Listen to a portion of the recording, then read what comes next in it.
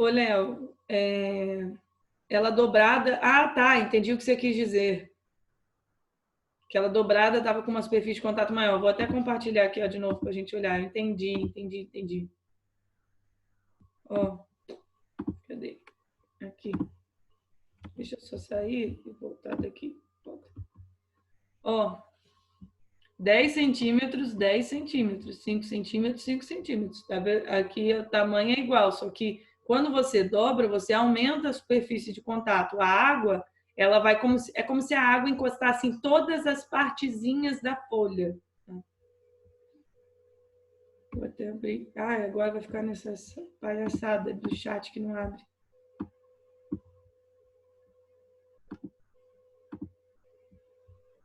Ah, agora esse chat não vai ficar difícil de eu abrir aqui o chat. Não sei por que isso acontece sempre na segunda aula. Então vamos ver a 7. Ó. O suor é o companheiro inseparável de qualquer atleta. No entanto, se isso acontecer em excesso, pode ser sinal de que as coisas não estão funcionando direito no organismo. A hiperidrose atinge já 1% da população mundial, seja por causa de alguma doença ou causa genética. Hiperidrose, né, galera, suando demais. No ser humano, a principal função da sudorese é nutrir as células epidérmicas desprovidas de irrigação sanguínea, dissolver e remover os produtos das glândulas sebáceas que se acumulam sobre a pele, acelerar a perda de calor, provocando pela evaporação o abaixamento da temperatura na superfície da pele, eliminar o excesso de água do tecido celular subcutâneo, sem a perda de substâncias que normalmente seriam eliminadas pelos rins, evitar a morte das células superficiais da epiderme pela dessecação. E aí, qual que vocês marcariam?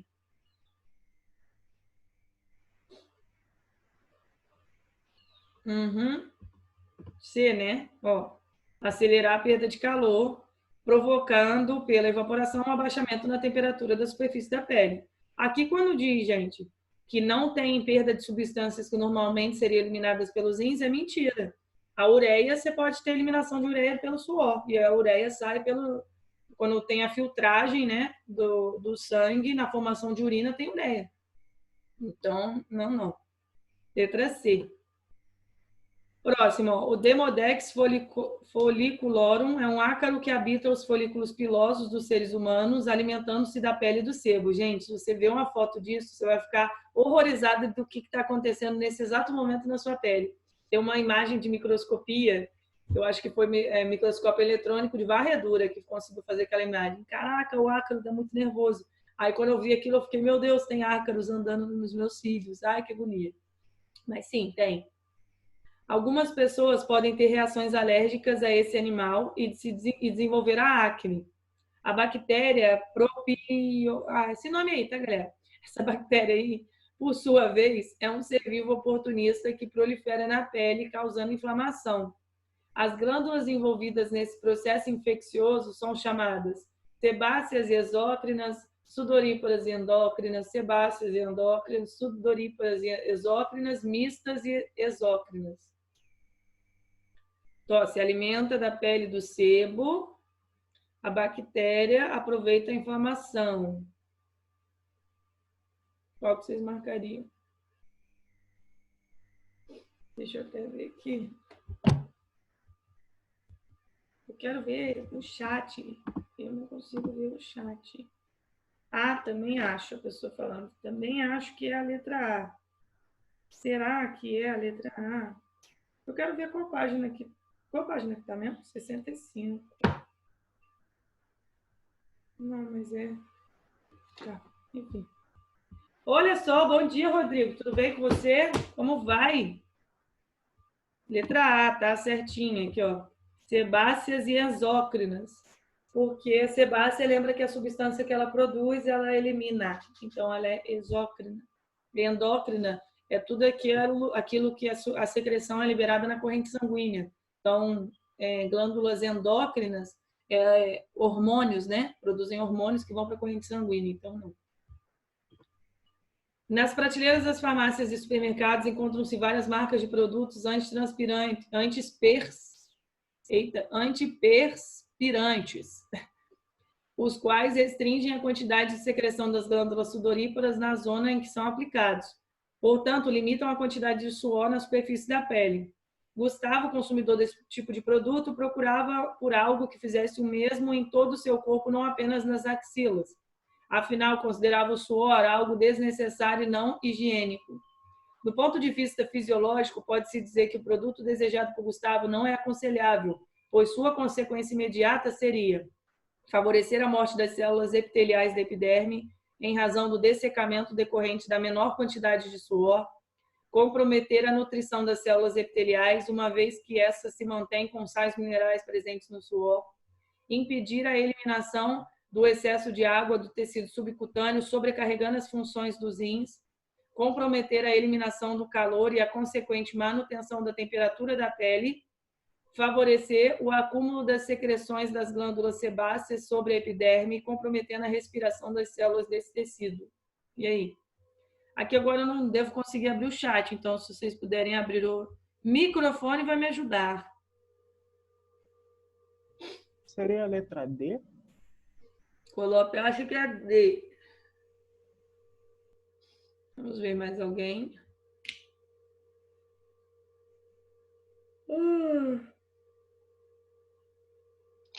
Eu acho que é a D também. Ele acha que é D. Será? É a C! Olha só. Vamos entender. Comprometer a eliminação do calor, você não para de eliminar calor. O seu suor, gente, ele ajuda a pegar o calor da tua pele e aí quando a água evapora, vai embora, diminui. Mas assim, a eliminação do calor, você não está comprometendo, né? Você vai eliminar o calor de qualquer forma. Só que assim, você vai ficando muito quente, você vai saindo. Esse, quando ele colocou comprometer a eliminação do calor e consequente manutenção da temperatura da pele, é uma coisa muito extrema, assim.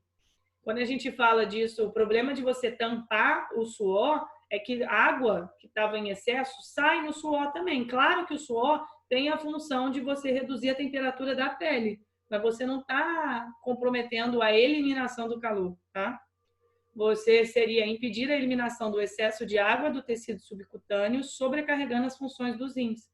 Então, você vai ter um acúmulo de água no seu corpo, então o rim vai ter que trabalhar um pouco mais. Mas essa questão dá para dar uma confundidinha mesmo. Aí aqui eu tinha colocado algumas questões de vestibular. Olha, o ERG. Deixa eu só ver que horas são. Tá. É até 8h40, tá. Os capilares são vasos sanguíneos que permitem, por difusão, as trocas de substâncias como nutrientes, excretas, gases entre o sangue e as células. Essa troca de substâncias é favorecida pela seguinte característica dos capilares: camada tecidual única, presença de válvulas móveis, túnica muscular desenvolvida, capacidade de contração intensa. Qual que vocês acham que seria?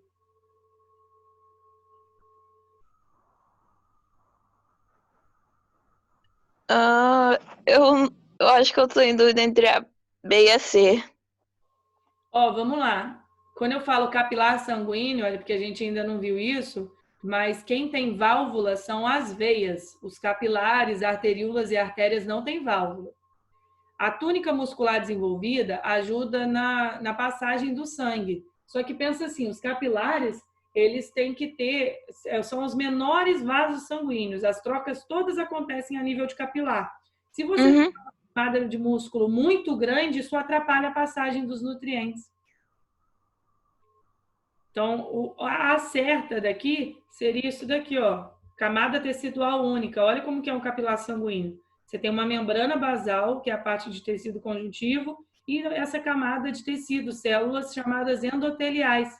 Então, ela é bem fininho. Então, se você tiver uma camada só, as substâncias conseguem passar com maior facilidade do que se tivesse uma camada de tecido mais grossa. Ok? Ok. Ô, gente, as outras questões aqui eu vou mandar para vocês na lista, porque são coisas que a gente já falou, mas são questões de vestibular, então na lista que eu vou mandar para vocês vai ter elas, para que a gente possa já começar. Deixa eu só ver se terminou aqui. Foi. Para a gente ver se a gente já consegue começar tecido conjuntivo. Então, ó. Tecido conjuntivo. Ah, só uma coisa. Alguém tem alguma dúvida de tecido epitelial? Não? Então tá. Tecido conjuntivo, nossa, várias coisas são tecido conjuntivo. Tem, ó, tecido adiposo, tecido conjuntivo frouxo, tecido conjuntivo denso, tecido ósseo, cartilaginoso, sangue, tudo isso é tecido conjuntivo. Então, a aula de tecido conjuntivo começa hoje e a gente continua depois. Então, quando eu falo de conjuntivo, esse nome conjuntivo é porque ele une, ele tem a função de você unir outros tecidos, de preencher espaços, mas ele vai ter várias outras funções. Pode transportar substâncias, que é no caso que a gente fala do sangue, pode ter acúmulo de material, que é tipo no osso, você acumula cálcio, ferro, magnésio, você pode ter formação de tendão, formação de ajudar nas articulações. Então, assim, tecido conjuntivo você vai encontrar no corpo inteiro com inúmeras funções. A grande diferença do conjuntivo para o epitelial é que lembra que o epitelial, a gente falava que as células estavam extremamente grudadas umas nas outras, não tem espaço entre elas. Aqui no conjuntivo, não. Você vai ter um espaço entre as células que vai ser preenchido por uma substância. Então, a gente fala que a substância é fundamental, que tem água, tem fibras, tem um monte de coisa. Então, você tem uma célula aqui, outra ali. Apesar de, às vezes, as células estarem bem próximas umas das outras, você tem um espaço entre elas que é preenchido por essa substância fundamental intercelular. Já na epitelial era tudo grudadinho, a gente não tinha esse espaço. Você vai ter várias células diferentes. No livro de vocês vão ver que ele vai estar explicando sobre cada célula antes de falar do tecido. Eu mudei a ordem. Eu falo do tecido e as células que são encontradas nesse tecido, eu falo sobre elas. Eu achei que assim fica mais contextualizado. E tem várias, tem origem no mesoderma lá, né, no folheto embrionário do embrião. Folheto embrionário do embrião, né, foi um pleonasmo, então a lomelise. Aí, olha só, tipos, tem alguns tipos de tecido conjuntivo. O propriamente dito, que é dividido em conjuntivo frouxo e denso, adiposo, cartilaginoso, ósseo e hematopoético, que vai dar origem ao sangue. Então, falando do que a gente tem, né, no geral, no tecido conjuntivo. Essa substância fundamental amorfa quer dizer que não tem vida. Então, assim, você tem substâncias minerais, sais minerais e tal. Essa substância, ela é produzida, não tem vida, não tem formato, tá? Falei errado, desculpa. Não tem formato. Ela é produzida por células chamadas fibroblastos. Esses fibroblastos, olha o nome, fibroblasto, produzem fibras. Na maioria das vezes, quando essas células terminarem com blastos, significa que elas têm muita atividade. O metabolismo delas é muito acelerado, ela produz muita coisa. As células que terminam com cito, tipo fibrócito, vocês vão ver osteócito, condrócito, são células que já têm a produção bem diminuída. Então, o metabolismo já é bem mais devagar. Aí, quais são as fibras, né, que são formadas? A gente já falou até delas na epiderme, na ederme, quer dizer, né, falando sobre tecido epitelial. Colágenas, elásticas e temos as reticulares. As colágenas levam esse nome porque temos a proteína colágeno ajudando na formação dessas fibras. As colágenas, elas ajudam na sustentação. Então, por isso que a galera gosta de ficar tomando colágeno, porque depois de um certo tempo a produção dessas fibras vai caindo, e aí, se ela ajuda na sustentação, tipo aqui da pele, se você tem menos colágeno, vai começar a cair e formar rugas. Então, essas fibras colágenas é bom para manter a pele sustentada, assim, ó, direitinho. Fibras elásticas, elas têm a proteína elastina e elas podem esticar até mais ou menos o tamanho dela, tipo 1,5 tamanho dela sem ela se romper. Ela permite a elasticidade da pele. Então, por isso que quando você estica a pele, ela volta para o mesmo lugar. Então, tipo, claro que aqui na bochecha você tem musculatura também. Mas a pele associada, ela tem bastante fibra elástica. Então, ajuda aqui na elasticidade da pele. E já as fibras reticulares, elas também são formadas em parte por proteína colágeno. Também ajuda na sustentação, mas é a sustentação lá nas paredes dos vasos sanguíneos. Mas elas têm uma resistência menor. Então, só mostrando os cortes, né, histológicos para vocês verem a colágeno, sustentação, reticular, sustentação na parede dos vasos sanguíneos e elástica, elasticidade. E aí você pensa, você tem isso ao longo do teu corpo praticamente todo. Você tem tecido conjuntivo em várias partes, então você vai ter essas fibras. O que vai diferenciar é que alguns tecidos conjuntivos vão ter muito mais de uma fibra do que de outra, ou alguns não vão ter essas fibras, assim, tipo, em grande quantidade, vai ser bem pouquinho. Então, vai ser variável essa parte. Alguma dúvida até aqui? Oi? Deixa eu ver isso aqui. Não, tá. Aí, olha só, as células que fazem parte, que estão presentes no tecido conjuntivo. Quando você, antes de formar essas células, você tem a chamada célula mesenquimal indiferenciada. É um tipo de célula tronco que ela pode se diferenciar em vários tipos. Pode formar osteoblasto, que está no tecido conjuntivo ósseo, que forma o osteócito depois. Pode formar uma célula chamada endotelial, mesotelial, fibroblasto, adipócito, que tem bastante gordura dentro, condroblasto, que é do tecido conjuntivo cartilaginoso, que forma os condrócitos. Aí, temos também a célula tronco hematopoética. Ela vai formar alguns grupos celulares como hemácias, neutrófilo, mastócito, monócito, precursor dos linfócitos que vão se diferenciar no linfócito T, linfócito B ainda vira plasmócito. Então, ao invés de eu falar de todas essas células agora, eu preferi colocar no tecido mesmo, que aí fica mais fácil da gente entender. Então, a gente começa aqui agora com tecido conjuntivo chamado propriamente dito. Esse propriamente dito, você vai encontrar no corpo inteiro, tá? Nesse tecido, você vai encontrar nervos, vai encontrar vasos sanguíneos, vasos linfáticos, faz parte tipo, da estrutura íntima dos órgãos, ajuda na sustentação, ajuda na troca de metabólitos, ajuda na separação de órgãos, preenchimento de espaço, defesa, armazenar gordura. Então, assim, o tecido conjuntivo propriamente dito tem inúmeras funções e está presente praticamente no corpo inteiro. Então, essa imagem aqui é uma foto da derme. A derme, a gente consegue ver essa parte aqui, ó. A epiderme está aqui em cima. Aí, olha a derme, você tem tecido conjuntivo frouxo e tecido conjuntivo denso. Esse VS aqui é um vaso sanguíneo. Então, na derme, lembra que a gente falou que o tecido epitelial, aqui é a epiderme, não tem vaso sanguíneo. Então, os nutrientes são todos passados pelo conjuntivo adjacente, que está logo abaixo. Então, ele é muito irrigado com vasos sanguíneos, com nutrientes no geral, para passar esses nutrientes para o epitélio. E não só na pele. Em outros lugares também você vai ter um tecido conjuntivo logo abaixo do epitélio. E aí ele é dividido nesse frouxo e no denso. Já batendo o olho no frouxo e no denso, o que a gente já consegue ver de diferença dos tecidos? O próprio nome já fala, né? O que a gente consegue ver? Como é que vocês acham que estão as fibras, as células aí, para formar esse tecido?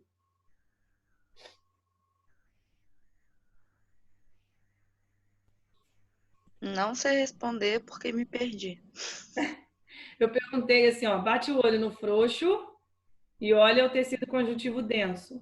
O nome já diz bastante, mas assim, em relação a gente consegue visualizar direitinho onde começa um e começa o outro, né? Olha as células, como vocês acham que estão as células no frouxo, como vocês acham que estão as células no denso? Frouxa. Denso. Não densa, mas tipo colada. E aí, ou seja, densa. Boa resposta! Olha só, quando a gente A fala... Unicamp me passava, hein? Não é? Olha só, quando a gente fala do frouxo, ele é o mais comum encontrado dos tecidos conjuntivos propriamente dito. É bem delicado, é flexível, mas é pouco resistente. Tá?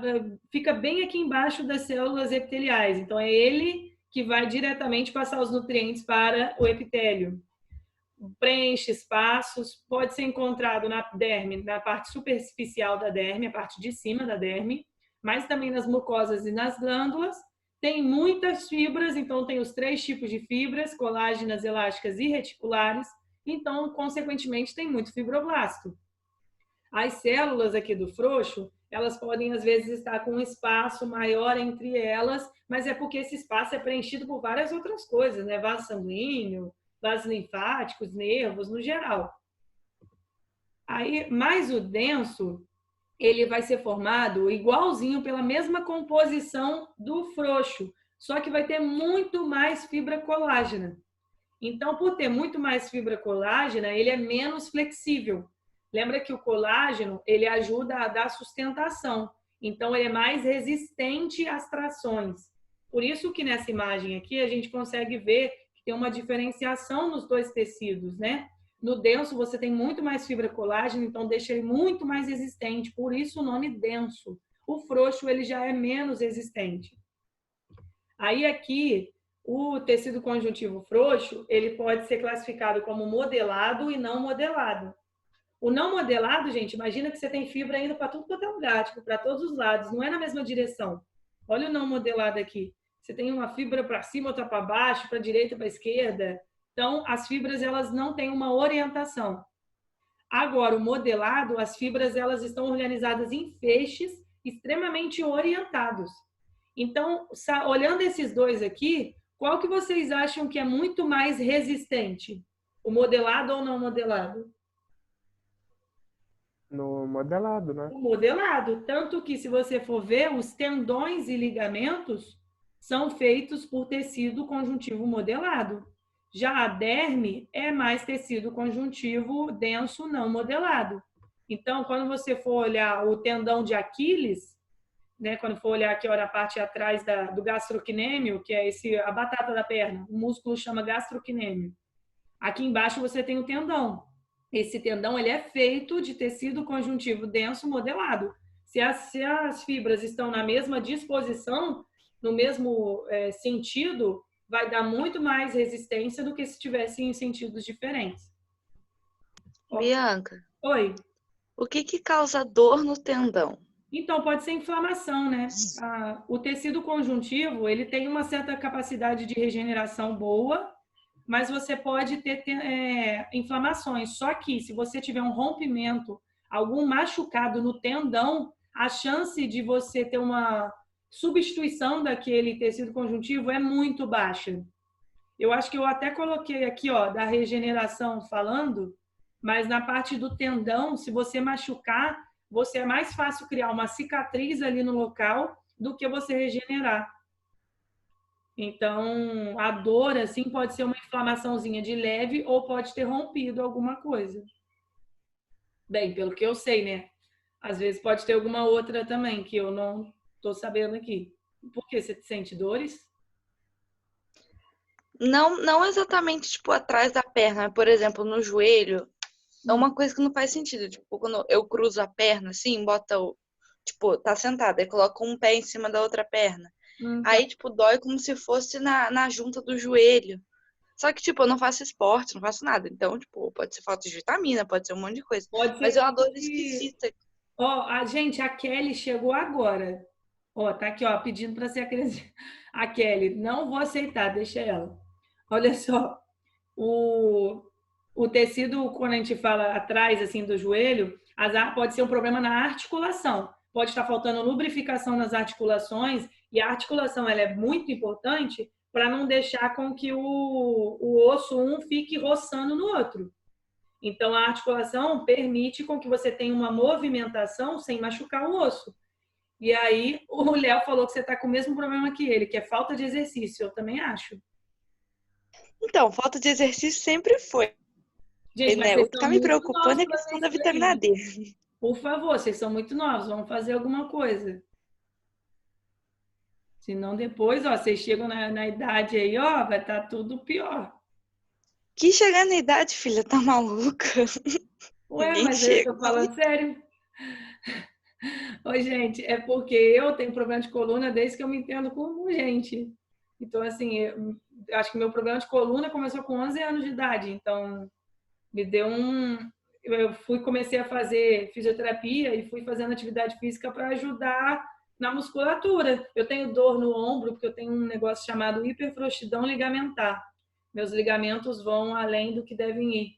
E aí o médico falou que isso é o sonho de toda bailarina ter. Só que eu poderia ir para o Cirque du Soleil, se eu explorasse isso. Mas aí era para eu fazer atividade física para fortalecer a musculatura. E eu vou fazer 30 anos, gente, vocês acordem para a vida, tá? Porque senão depois vai dar ruim. Ai, gente. Vocês vão assustar comigo quando voltar pra aula, porque do que eu engordei nessa quarentena. Ai, gente, vocês vão assustar comigo com o tanto que eu emagreci. Real. Estou fazendo atividade física todos os dias. Aqui, mas a aula acabou, né? Infelizmente, gosto muito de vocês, mas chegamos no nosso tempo. Então, um beijo para vocês. A aula vai estar gravada lá. Quem quiser assistir de novo.